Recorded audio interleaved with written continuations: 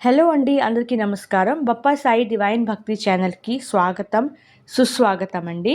అయితే ఈ చైత్ర నవరాత్రులు 4వ రోజు కుష్మాండ అమ్మవారికి పూజ చేస్తారు.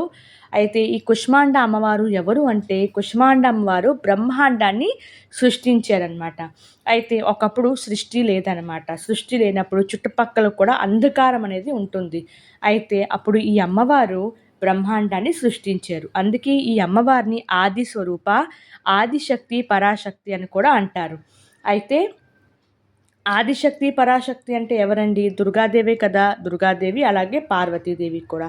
అయితే ఈ కుష్మాండ అమ్మవారికి 8 భుజాలు ఉంటాయి, అష్టభుజాలు ఉంటాయన్నమాట. అయితే 8 భుజాల్లోని 7 భుజాల్లో మాత్రం కమండలం, ధనుషం, బాణం, ఇంకా తామర పుష్పము, అమృతంతో నిండే కలశము, చక్రం, ఇంకా గద ఉంటుంది. అలాగే 8వ చేతిలోని సిద్ధులు ఇంకా నిధులు ఇచ్చే జపమాల ఉంటుంది. అయితే ఈ కుష్మాండ అమ్మవారికి వాహనం సింహం.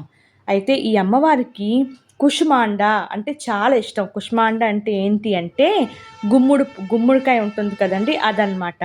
అయితే అది అమ్మవారికి బలిస్తారు కొంతమంది ఏంటంటే అది అమ్మవారి దగ్గర పెట్టేస్తారు. కొంతమంది ఏంటంటే ఈ కుష్మాండ దీపం వెలిగిస్తారనమాట. అందుకనేసి అమ్మవారిని కుష్మాండ అమ్మవారు కూడా అంటారు. సంస్కృతంలోని ఈ గుమ్మడి పండు ఉంటుంది కదండి, దాన్ని కుష్మాండ అంటారు. అందుకని ఈ దేవి పేరు కూడా కుష్మాండ అనే పేరుతో వచ్చింది. అయితే ఈ కుష్మాండ అమ్మవారికి మనము దేనికోసం పూజ చేస్తామంటే ఆరోగ్యం కోసము. ఎవరైతే ఆరోగ్యము బాగోదో వాళ్ళు ఈ కుష్మాండ అమ్మవారికి పూజ చేస్తారనమాట. ఈ కుష్మాండ అమ్మవారికి విధి విధానాలతో పూజ చేయడం వల్ల మనకి ఆరోగ్య సమస్యలు ఉండే ఏమైనా భయాలు గట్రా ఏమైనా ఉంటే అవి తొలగిపోతాయి అన్నమాట.